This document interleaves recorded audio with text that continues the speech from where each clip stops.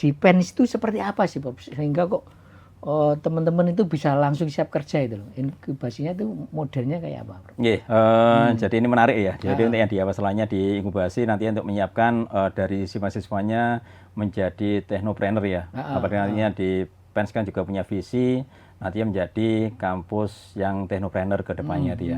Jadi ini yang menuju ke arah sana, nanti ada berapa bagian yang nanti akan kami bangun ya di ekosistemnya PENS gitu ya. Jadi ada namanya unit inkubator bisnis yang di PENS itu nantinya untuk melatih mahasiswa ini ya. Jadi kalau misalnya mereka punya ide-ide bisnis dan sebagainya, ini kami fasilitasi dengan unit inkubator bisnis ini. PENS itu ada moto sebagai kampus inovasi. Oh gitu ya. Jadi kami memiliki moto yaitu sebagai kampus inovasi. Karena apa? Karena beberapa tahun terakhir ini kami mendapat peringkat, alhamdulillah di peringkat 1 untuk yang di kampus inovasi yang di tingkat Indonesia maupun di tingkat Asia Tenggara.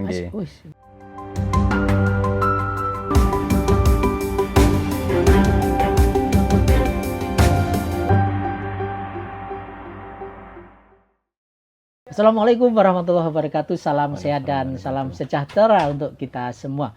Tribuners dan pemirsa harian Surya dimanapun berada, pasti Anda sekalian sudah banyak ya yang mengetahui tentang Politeknik Elektronika Negeri Surabaya atau PENS.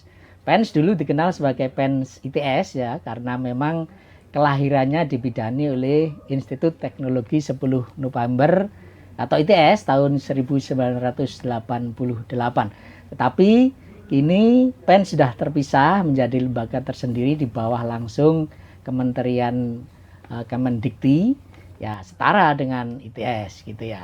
Dan Tribuners, bagi Anda yang ingin bergabung menjadi keluarga besar PENS, kita akan ngobrol banyak hal all about PENS dengan pakarnya langsung ini, dari Wakil Direktur PENS bidang akademik Bapak Profesor Muhammad Zen Samsono Hadi Beach ID. Selamat siang, Assalamualaikum Prof. Selamat siang Pak Wano. Ini PS3-nya di mana, Prof? Di Jepang, Pak Wano ini. Di Toyohashi, di Toyohashi University Technology. Ini bukan kaleng-kaleng berarti. Dan Tribuners, tahun lalu Prof Zen telah resmi menjadi guru besar PENS ya, tahun 2025.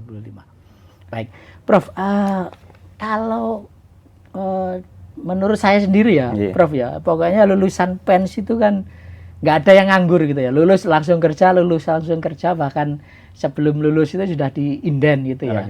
Meskipun belakangan katanya banyak juga yang menjadi technopreneur gitu ya. Nah, ini mungkin bisa dijelaskan, Prof. Sebetulnya seperti apa sih sistem pembelajaran PENS yang luar biasa ini? Silakan. Baik, terima kasih Pak Ono dan selamat siang ya pada Tribunnews ini ya, untuk yang di pendengar dari Tribunnews.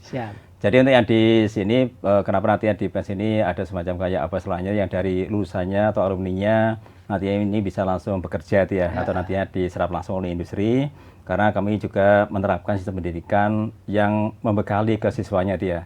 Jadi ya ke siswanya nantinya di sini bukan hanya diisi hard skill-nya yang kami latih, yang kami tambah kompetensinya, juga nantinya diisi soft skill-nya. Jadi nantinya di sisi mahasiswa, mereka ketika mau lulus juga nantinya dibekali dengan semacam sertifikasi kompetensi.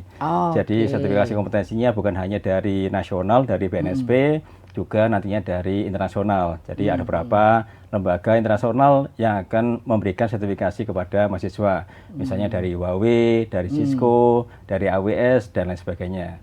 Sehingga nantinya untuk yang di sisi mahasiswanya, ketika mereka sudah punya keterampilan yang mereka asah atau mereka istilahnya berikan kemampuan skillnya selama 4 tahun untuk di D4-nya dan 3 tahun untuk yang di D3-nya, mereka ditambah lagi dengan sertifikasi kompetensi dan juga nantinya mereka ditambah dengan kemampuan soft skill-nya yang akan sangat dibutuhkan ketika mereka sudah bergabung di suatu perusahaan. Jadi sertifikasi itu otomatis bisa diperoleh alumni setelah lulus atau setelah lulus baru ikut sertifikasi, Prof?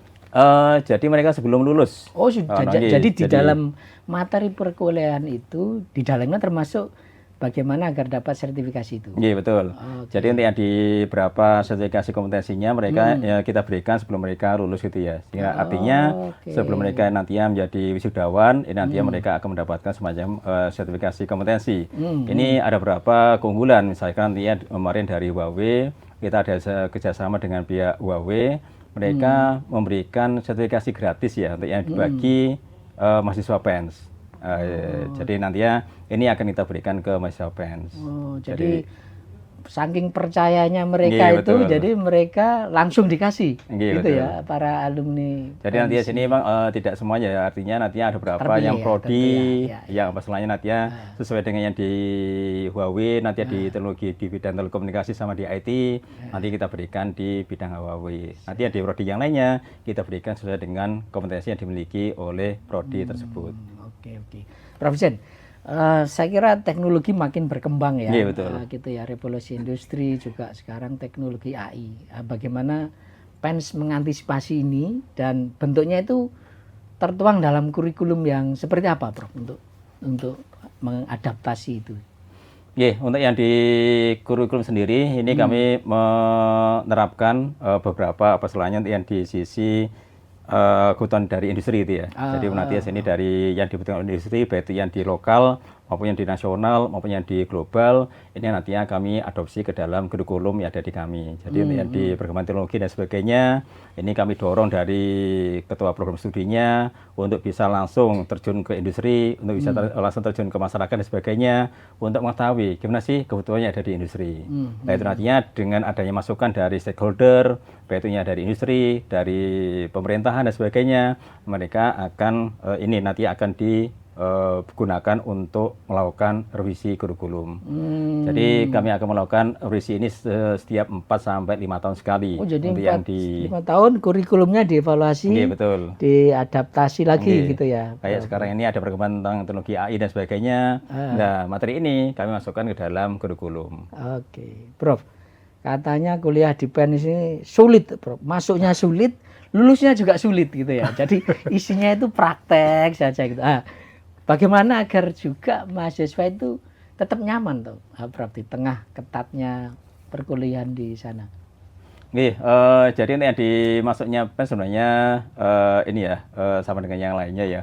Jadi istilahnya kita juga ada beberapa jalur yang akan masuk ke PENS. Mulai nanti ada jalur SMPP yang di prestasi, ada yang itu jalur undangan ya, Prof ya. Betul, undangan, rapor dan sebagainya. Ada juga SMPT yang UTBK, ada juga jalur mandiri. Dan nantinya dari sisi penerimaan ini nantinya sesuai yang ada di minatnya mahasiswa ya, mereka nantinya mereka mau masuk ke prodi apa dan sebagainya, nantinya kami tampung di dalam prodi kami itu ya. Dan nantinya di tahun ini kami akan mengalami peningkatan jumlah mahasiswa. Dari jadi, berapa ke berapa, Prof? 2.000 mahasiswa di tahun kemarin, ini insya Allah akan kami tingkatkan menjadi 3.000 mahasiswa yang di tahun ini. Tetap sedikit, Prof. 2.000 ke 3.000. Ada yang kampus sampai belasan ribu ya.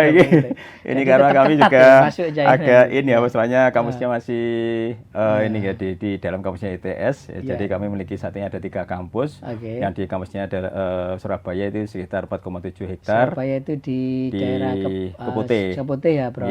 Jadi karena dulu misalnya bagian dari ITS, makanya untuk yang di kampusnya PENS ini masih di dalam ITS, tapi nanti di luarnya di ITS itu ya. Karena kami juga menganggap ITS sebagai ibu leluhur kami itu ya. Jadi, bapak kandungnya ya. Kemudian nanti kami juga ada yang di Lamongan. Di Lamongan. Itu juga sudah ada kampusnya, Prof? Sudah ada kampusnya. Sudah mulai pembelajaran juga? Sudah mulai pembelajaran juga. Jadi nanti sana juga ada beberapa prodi, ada 2 prodi ada di kampus Lamongan. Dan juga nanti yang di kampus Sumeneb, kami juga memiliki yang di sana. Juga ada 2 prodi yang ada di sana. Jadi ada 3 lokasi ya, Surabaya, Lamongan, dan Sumeneb, Madura. Jadi untuk mengakses pendidikannya di PENS nantinya dari Lamongan, dari daerah Madura nantinya tidak perlu langsung ke Surabaya, nantinya mereka bisa langsung join yang di kampus di Lamongan maupun yang ada di Surabaya, yang di Sumeneb. Dan ada juga pendidikan jarak jauh. Pendidikan jarak jauh itu betul. gimana mekanismenya, Prof? Jadi ini yang di pendidikan jarak jauh nantinya sini ada berapa skema nanti akan bisa diambil oleh mahasiswa. Jadi yang pertama nantinya sini ada 2 prodi yang kami buka secara pendidikan jarak jauh atau secara online, yaitu dari informatika teknologi atau nantinya dari IT dan informatika, sama nantinya dari teknik telekomunikasi. Jadi nantinya pembelajaran secara online. Jadi ini yang di apa istilahnya untuk yang di praktikumnya ini ada beberapa yang kami buka namanya pusat belajar pendidikan jarak jauh atau namanya PBJJ. PBJJ ya.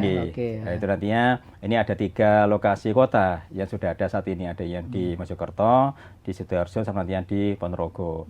Jadi yang di kuliah teorinya nanti secara online, nanti praktikumnya mereka bisa mendatangi ke lokasi-lokasi yang ditunjuk itu. Jadi Sidoarjo, Mojokerto, sama Ponorogo. Jadi PBJ itu teorinya saja yang PBJ ya. Yang secara online-nya nanti online. Tapi prakteknya tetap offline ya, Prof. Jadi nanti untuk kompetensinya berarti langsung mereka menggunakan alat yang ada dia. Jadi ya nggak bisa jarak jauh kan prakteknya gitu. Jadi kalau yang bisa jarak jauh nanti jarak jauh misalnya nanti di kayak membuat IT, program IT itu nanti masih bisa secara online. Tapi kalau pakai menggunakan alat itu nantinya kami usahakan mereka bisa belajar langsung ke PBJJ tadi. Oh gitu, Prof.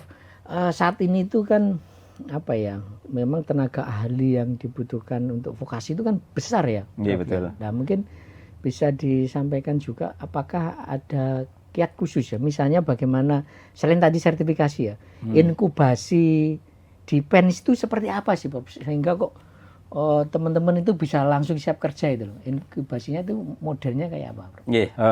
Jadi ini menarik ya. Jadi untuk yang di masalahnya di inkubasi nanti untuk menyiapkan dari si mahasiswanya menjadi teknopreneur ya. Apalagi nantinya di PENS kan juga punya visi nantinya menjadi kampus yang teknopreneur ke depannya dia. Jadi ini yang menuju ke arah sana nanti ada berapa bagian yang nantinya akan kami bangun ya di ekosistemnya PENS itu ya. Jadi ada namanya unit inkubator bisnis yang di PENS itu nantinya untuk melatih mahasiswa ini ya. Jadi kalau misalnya mereka punya ide-ide bisnis dan sebagainya, ini kami fasilitasi dengan unit inkubator bisnis ini. Jadi mereka bisa ngajukan proposal, mereka bisa mendapatkan pendanaan dan sebagainya, dan mereka bisa meng-create bisnis yang mereka kelola dengan didampingi oleh tenaga-tenaga ahli dari kampus PENS. Sehingga ketika mereka lulus dari PENS nantinya mereka sudah memiliki kemampuan untuk berbisnis. Jadi inkubasi ini didirikan oleh PENS, tetapi melibatkan pihak stakeholder juga apa tidak? Misalnya paling enggak apa memungkinkan ya tenaga pengajarnya juga dari praktisi misalnya? Iya betul. Jadi nanti yang di sisi pengajarnya kami juga akan mendapat coaching dari luar itu ya. Jadi ya kalau yang coachingnya dari dosen sendiri kadang mereka, ini kok dosen sendiri lagi gitu ya. Di kelas nanti udah ketemu, nanti ya di ketemu lagi gitu ya. Nanti ya untuk memberikan suasana baru ke sisi yang calon teknopreneurnya ini, nantinya ini juga kami undang dari luar untuk memberikan coaching ke mahasiswa ini. Oh, jadi langsung praktisi ya. Iya betul. Dan barangkali ada semacam link and match antara mahasiswa dan kampus dengan pengusaha itu, misalnya mereka ada materi khusus tentang perusahaan itu gitu ya, sehingga lulus nanti langsung terserap. Memungkinkan untuk itu ke depan atau tidak, Bro? Iya, sangat memungkinkan Jadi nanti selainnya dari si perusahaan nanti ya kalau misalnya mereka punya semacam kayak suatu inovasi dan sebagainya, ini dari mahasiswa kan kemarin itu ada ini ya yang dimasukkan di dalam unit inkubator ini ada yang menarik, yaitu ada namanya Tulibot. Jadi Tulibot ini kan dia untuk membantu tunarungu ya, nantinya untuk yang tunanetra atau tunarungu ya kemarin ya, saya lupa. Ini sampai dilombakan, ini sampai mendapat penghargaan di US. Jadi dan nantinya hanya ini sama mahasiswanya dibuatlah teknologi yang dibuat di pasaran itu ya. Nah, nanti ini dimasukkan ke dalam inkubator bisnis. Nah nantinya untuk yang ide-idenya atau inovasinya sudah didapat oleh mahasiswa, nantinya ini akan mendapatkan pendanaan dibantu oleh kampus nanti untuk mendapatkan pendanaan dari luar. Jadi ada beberapa kemarin sudah dapat pendanaan dari luar, baik itu dari kementerian maupun dari dana hibah yang lainnya itu ya. Jadi nanti akan didorong untuk produk massal ya, untuk diproduksi secara massal. Prof, salah satu tantangan kita ya di Indonesia ini kan mindset inovasi toh, Prof. Jadi kadang kita ini ketika kuliah itu pengennya hanya kuliah, lulus terus langsung kerja gitu ya. Nah itu ya mungkin di PEN sendiri bagaimana agar mindset entrepreneur tadi yang sudah disinggung dan juga inovasi itu menjadi menjadi kelebihan dari mahasiswa PEN, Prof. Nggih, matur nuwun Pak Ono. Jadi yang di PENS itu ada moto sebagai kampus inovasi, Pak Ono. Oh, gitu ya. Jadi kami memiliki moto yaitu sebagai kampus inovasi. Karena apa? Karena beberapa tahun terakhir ini kami mendapat peringkat, alhamdulillah di peringkat 1 untuk yang di kampus inovasi yang di tingkat Indonesia maupun di tingkat Asia Tenggara. Jadi nanti yang di sisi kan nanti ya di perankingan di Simagu nanti ada berapa banyak kategori. Nah kami yang di bagian inovasi ini yang ranking 1 nantinya. Jadi baik yang di kampus vokasi maupun di kampus akademik, alhamdulillah kami yang di nomor 1 di kampus inovasi. Ini karena ada beberapa produk yang dihasilkan oleh mahasiswa, oleh dosen, nantinya ini benar-benar bisa menghasilkan suatu inovasi ke masyarakat gitu ya. Jadi produknya itu memang ya kayak tadi ya, Tulabot itu misalnya, itu Libot itu ya. Jadi betul-betul aplikatif bisa diproduksi ya, Prof ya gitu. Dan itu levelnya sudah di Asia Tenggara ya. Wah, keren juga ya. Jadi ada beberapa juga di robotika karena ya di PENS ini kita memiliki 6 bidang unggulan yang inovasi itu ya. Jadi yang di bidang robotika, ada yang di bidang metaverse, ada yang di bidang ICT. Kemudian di sini ada juga di bidang teknologi yang berkaitan dengan renewable energy. Oh, energi terbarukan gitu betul. Ya. Ya ini ya. Prof, kapan hari Prof Zen termasuk yang diundang Presiden Prabowo ke Jakarta ya, mengikuti taklimat dengan para direksi dan 1.200 guru besar ya di Indonesia. Prof, apa yang ditangkap dari taklimat Presiden itu dan apa yang akan dilakukan oleh PENS ini untuk mewujudkan cita-cita swasembada pangan, swasembada energi dan sebagainya? Jadi alhamdulillah di minggu kemarin kami bersama 1.200 perwakilan dari PTN maupun dari PTS ini diundang Pak Prabowo untuk datang langsung di Istana Negara dia. Jadi kami dari PENS nanti kemarin itu ada 4 yang datang ke sana, baik yang dari direkturnya maupun nantinya dari wakil direktur. Kemudian dari Pak Presiden menyampaikan bahwa nantinya memang nantinya yang di Indonesia akan menuju ke Indonesia Emas di 2045. Nah nantinya di sini kami dari pihak kampus diminta untuk membantu menyiapkan SDM yang unggul. Jadi nantinya otomatis nantinya ke arah sana nantinya juga masih sekitar 20 tahun lagi. Nantinya ini ada beberapa tahapan-tahapan nanti akan ditujukan ke arah sana. Nanti ada 2 hal yang nanti yang disinggung juga oleh Pak Prabowo, yaitu masalah ketahanan pangan sama nantinya di ketahanan energi. Dua pilar itu ya? Iya, 2 pilar itu. Sehingga nantinya diharapkan nanti dari kampus-kampus yang memang di bidang STEM, yaitu nanti sains, teknologi, nantinya ini bisa membantu untuk menyiapkan SDM unggul ke arah Indonesia Emas itu. Dan yang di sini alhamdulillah kemarin juga dari Pak Direktur langsung ke Jakarta untuk mendapatkan dana hibah dari Swiss untuk pengembangan masalah energi yang ada di kampus PENS. Jadi langsung gercep ini ya PENS ya. Jadi bentuknya apa nanti Prof? Masih dalam penelitian atau sudah ada wujudnya ini tadi yang soal swasembada energi itu? Jadi di swasembada energi nanti ada beberapa dari Swiss yang nanti memberikan dana hibah untuk yang di pembelajaran ke sisi mahasiswanya. Jadi ke pembelajaran yang ada di kampus PENS gitu ya. Jadi nanti harapannya masih kurikulum kira-kira ya? Nggih, masih kurikulum. Nanti untuk menyiapkan SDM ini nanti akan butuh semacam SDM yang paham terhadap energi yang nanti akan digunakan oleh masyarakat gitu ya. Nanti ini diberikan dana hibah yang nanti akan ditaruh di lokasi PENS. Nanti ini untuk memberikan pembekalan ke sisi mahasiswanya. Dan juga nanti ada beberapa dosen kami yang juga nanti akan mendapatkan dana hibah di bidang penelitian. Dan saat ini sudah juga melakukan semacam kayak instalasi kayak apa istilahnya PLTB, tenaga bayu, jadi dari angin. Dari angin. Ya. Jadi itu sudah diinstalasi di daerah Madura, di daerah NTB dan sebagainya. Nah, nantinya ini harapannya beberapa produk atau inovasi di bidang energi nantinya akan terus bisa berkelanjutan untuk mendorong atau nantinya untuk menumbuhkan SDM-SDM yang unggul di bidang renewable energy ini. Iya. Prof, kalau dulu itu PENS itu kan Politeknik, itu kan asosiasinya itu adalah D3 gitu ya, betul. Vokasi. Dan tapi sekarang ini kan sudah ada D4-nya, S1-nya gitu ya, dan juga S2-nya. Betul. Itu mungkin bisa disampaikan, Prof, apa saja yang perkembangan jurusan-jurusan yang sudah ada sampai S2-nya itu di PENS. Baik, alhamdulillah yang di PENS sendiri berdiri di tahun 1998. Waktu itu kami mendapat support dari JICA Jepang untuk yang di kampusnya.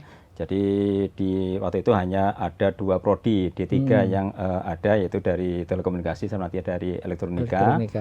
Kemudian setelah itu kami berkembang, kemudian di tahun 2004 ini untuk pertama kalinya kami mendirikan Diploma 4. Kalau saat ini tahun berapa, Bro? 2004. Oh, berarti baru 2 tahun ya? Iya, 22 tahun. Oke. Perjalanan waktu ini di 2004 juga kami mendapat dana hibah juga dari JICA untuk mengembangkan di gedung D4-nya ini. Kemudian di tahun 2012 kami dipercaya oleh kementerian untuk membuka pertama kalinya program Pasca Sarjana. Jadi alhamdulillah di tahun 2012 kami membuka yang di program Pasca Sarjana. Sampai saat ini sudah ada 2 program pasca sarjana yang kami buka, yang di bidang elektronik, di S2 Teknik Elektro, dan juga nantinya di bidang S2 Teknik Informatika dan Komputer. Dan alhamdulillah di 2024 ini kami diberi dana hibah lagi oleh kementerian untuk membuka S3. Jadi S3 nanti S3 terapan yang ada di kami, yaitu S3 Cyber System Fisik. Keren. Jadi nantinya alhamdulillah perjalanannya mulai dari D3, D4, S1 terapan, kemudian ada S2 terapan, sampai nanti sini ada S3 terapannya itu. Prof, saya itu sebagai orang awam itu kadang masih agak bingung gitu ya.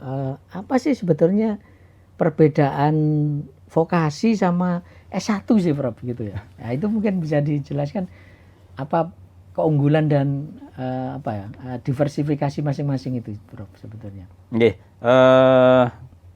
Sebenarnya di vokasi sama di akademik nantinya sini yang paling mungkin bedanya di kedua ini nantinya di sisi praktikalnya. Jadi kalau saya di kampus vokasi kami lebih banyak ke sisi prakteknya. Jadi nantinya sini mungkin nantinya sekitar 60% nantinya kita di sisi prakteknya. Jadi nantinya di mahasiswanya kami siapin dengan banyak lab-lab dan sebagainya, sehingga nantinya mereka tidak hanya mendapatkan di sisi teorinya atau konsepnya, tapi mereka akan langsung praktek di lab-lab yang kami siapkan.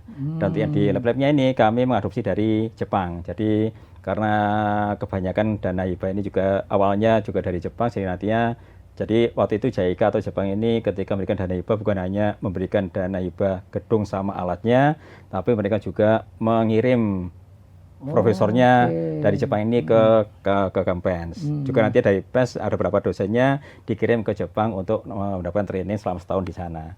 Sehingga budaya kemudian nanti sini dia konsep pembelajaran yang ada di Jepang sana ini kami adopsi yang ada di PENS. Sehingga yang di awalnya di satu lokasi nanti ada kelasnya, ada ruang dosen, nanti ada ruang labnya, nanti sini ada ruang untuk yang di TA-nya mahasiswa. Tugas akhirnya mahasiswa. Jadi terpadu ya. Jadi terpadu nanti ya. Jadi teorinya wis di situ langsung praktek. Betul. TA-nya juga enggak, jadi nanti di mahasiswa tugas akhir ketika mereka melakukan tugas akhir ini nantinya akan langsung berdekatan dengan ruang dosennya. Sehingga nanti dosennya bisa langsung melakukan monitoring ke mahasiswa bimbingannya. Jadi betul-betul siap pakai ya memang alumni PENS itu ya. Prof, ini mungkin sebentar lagi penerimaan mahasiswa baru ini, betul. Prof ya. Mungkin bisa disampaikan kapan ini mulai dibuka dan kira-kira apa yang harus dipersiapkan ini untuk bisa menjadi keluarga besar PENS. Untuk yang di PENS sendiri, yang di tahun ini kami buka ada penerimaan mahasiswa barunya, ada beberapa jalur yang kami buka. Yang saat ini sudah kami buka yang di kelas internasional. Jadi mulai di awal bulan kemarin kami udah buka pendaftarannya, dan ini kami buka selama 2 periode. Jadi di bulan Januari ini sama nantinya di bulan Maret. Kemudian selain di kelas internasional, ini baru di tahun ini Pak Ono di kelas internasional. Jadi kami juga buka yang di jalur SMPMB, yaitu nanti di SMBP yang prestasi. Nanti di Februari sudah mulai pembukaan untuk yang di masuk ke kampus PENS. Nanti ada prestasi dari rapot, nanti juga nanti prestasi yang dari non akademik, nantinya bisa dimasukkan untuk bisa masuk ke kampus PENS. Kemudian nantinya sini ada SMBT yang berbasis ke ya, UTBK, itu nantinya di sekitar di bulan setelah Lebaran ya, nantinya di April nantinya di pelaksanaannya. Nah itu nantinya kita ikut yang di pemerintah nantinya di awalnya pelaksanaannya, ya, jadwalnya. Ya. Okay. Jadi kita udah nyiapkan kuotanya, nanti kuota ini ya kan kalau nanti ada mereka milih PENS nantinya bisa langsung masuk ke kampus PENS. Kemudian nantinya kita juga masih ada satu jalur lagi nantinya di SIM Mandiri. SIM Mandiri nantinya ada beberapa gelombang yang akan kami buka. Mulai gelombang pertama nantinya mulai dari prestasi kayak di SMBP yang pertama. Nantinya juga ada gelombang kedua pakai tes tapi nanti secara online. Dan kalau saya lihat itu termasuk UKT yang paling murah itu di PENS, Prof gitu ya. Tapi katanya teman-teman ya, jadi apa ya? Ini mandiri tapi tetap susah maksudnya. Itu nanti tetap seleksinya gimana, Prof, yang membedakan dengan jalur UTBK dan mandiri itu? Jadi yang di UTBK nanti semuanya ada jalur nasional, nanti kita sudah siapkan kuotanya. Memang yang di kuotanya sudah ditentukan oleh kementerian. Kalau yang di prestasi SMBP itu 30%, kalau yang di SMBT atau UTBK 40%, nanti yang di 30% sisanya nanti dari si Mandiri. Kemudian yang di sisi Mandiri itu tesnya nanti yang gelar PENS sendiri ya? PENS sendiri nanti ya. Tapi tetap angel ya, Prof ya. Insya Allah nanti yang saya ada kemauan nanti Insya Allah bisa nanti. Oh, iya. Ya untuk jalur internasional, Prof, itu perkuliahannya seperti apa, Prof? Yang kelas internasional tadi. Jadi kemarin itu kita udah ada semacam kayak kerjasama Pak Ono. Jadi ya di sisi kerjasama yang sudah kita bangun, sudah ada double degree dengan pihak kampus luar, berarti yang ke Taiwan. Berarti ini nanti double degree ya? Double degree. Jadi di sini dia ada apa istilahnya dengan Taiwan, dengan Singapura, dengan yang Cina, sama juga dengan Jepang. Bahkan kita ada beberapa juga dengan di Eropa itu yang di Prancis sama nanti yang di Amerika. Kalau yang selama ini mahasiswa ini ada konsepnya 2+2 sama 3+1. Jadi 2 tahun di PENS nantinya, kemudian 2 tahunnya di luar negeri. Kalau selama ini kan mereka tidak kita bimbing atau tidak kita bina untuk yang di persiapannya ke kelas internasional. Jadi mereka secara mandiri menyiapkan untuk yang ke kelas internasional ini ya, ke double degree-nya. Nah, nantinya di sini kami membuka kelas internasional ini nantinya akan kami bimbing dari awal itu ya. Mereka akan mau kemana? Misalnya ke Cina, kita bekali dengan budaya yang di Cina, dengan apa istilahnya, dengan bahasa Mandarinnya dan sebagainya. Sehingga ketika mereka masuk ke tahun ketiga, misalnya mereka mau ke Cina, mereka udah siap dengan kondisi kampus yang ada di Cina sana misalnya. Oh, keren ya. Tapi yang terpenting berarti nilai TOEFL-nya itu harus tinggi ya berarti. Iya, makanya di sini kalau dia kelas internasional kita siapkan juga TOEFL-nya dan sebagainya kita siapkan semuanya. Jadi selama pembelajaran misalnya dia 2+2, 2 tahunnya di PENS nantinya, selama 2 tahun ini nantinya kita siapkan untuk masalah TOEFL-nya, masalah budayanya dan sebagainya, sehingga mereka ketika mau ke luar negeri mereka sudah punya kesiapan yang cukup gitu ya untuk berangkat ke luar negeri. Jadi nanti jasanya dua ya. Jasanya 2. Jadi PENS juga lalu dari kampus di luar negeri gitu juga ya. Ini mulai tahun ini ya, Prof? Kalau yang di sini sudah 2 tahun yang lalu, dengan Taiwan sudah 2 tahun yang lalu. Dari beberapa mahasiswa ini double degree-nya udah 2 tahun yang lalu. Tapi nanti yang di kelas internasionalnya ini mulai kita buka di tahun ini. Gitu ya. Sehingga nanti mahasiswa mungkin makanya ini kita buka sebelum SMBP, sebelum prestasi nanti ya. Sehingga mereka pengen inden dulu. Oh, saya pengen dulu masuk di PENS nanti ya. Bisa juga masuk lewat jalur kelas internasional. Karena ini nanti di Februari awal mereka sudah ada pengumumannya untuk yang di kelas internasional ini. Iya, ini Tribuners jangan sampai ketinggalan ya, Prof ya. Luar biasa. Prof, tapi kalau dari data yang ada sebagian besar mahasiswa PENS itu dari mana, Prof, yang paling banyak, Prof? Ya, yang paling banyak saat ini memang masih dikuasai dari Jawa Timur ya, Mang. Jawa Timur banyak ya. Pak Ono, Iya, nanti jangan sampai ini kita di Surabaya malah nggak diterima berapa.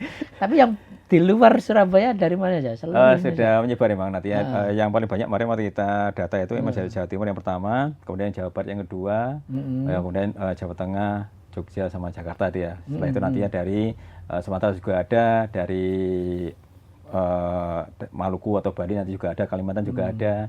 Jadi menyebar nantinya di mahasiswanya itu ya. Ada afirmasi khusus nggak Prof untuk daerah tertinggal atau dari daerah terluar misalnya? Ada seperti itu atau murni betul-betul tes nanti?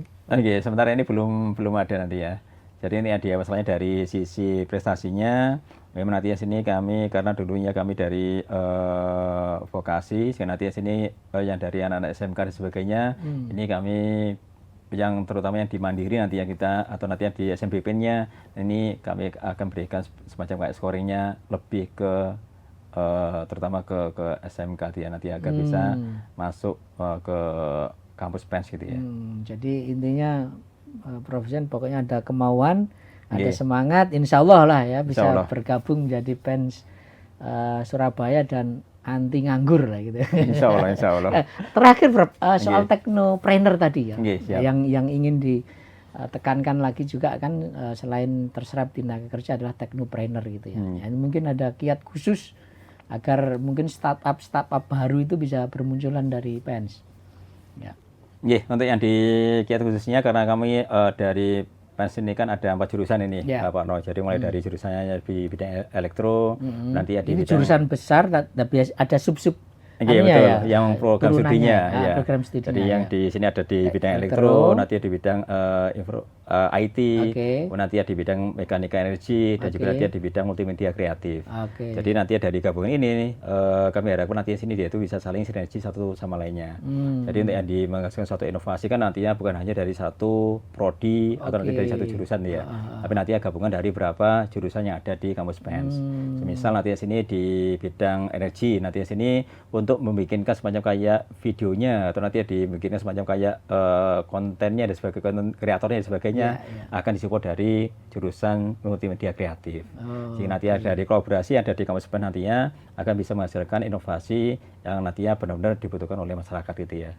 Nantinya di sini dia terutama dengan adanya support system yang kami kembangkan, nantinya ekosistem yang kami kembangkan, nantinya kami berikan ke sisi mahasiswanya, kami berikan ke sisi dosennya, ke sisi tenaga pendidikannya, ke semua stakeholder sivitas akademika yang di kampus PENS. Nanti harapannya ini bisa menghasilkan teknopreneur yang memang nantinya bisa langsung menginspirasi yang ada di masyarakat gitu ya.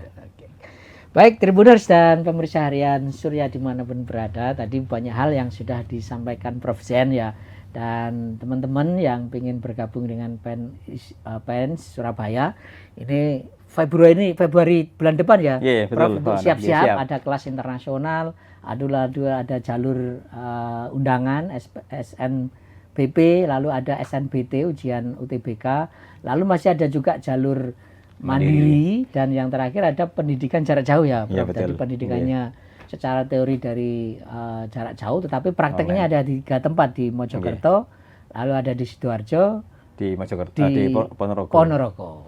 Baik, Tribuners, demikian obrolan saya dengan Prof Zen dari PENS Surabaya. Kita berharap teman-teman bisa mempersiapkan diri untuk bergabung dengan PENS dan menjadi tenaga-tenaga yang inovatif yang diharapkan menjadi tulang punggung untuk cita-cita besar Presiden Prabowo ya, menuju Indonesia Emas 2025. Saya Tri Mulyono, mohon pamit undur diri, mohon maaf ada salah-salah kata. Terima kasih. Assalamualaikum warahmatullahi wabarakatuh. Salam sejahtera dan salam sehat untuk kita semua.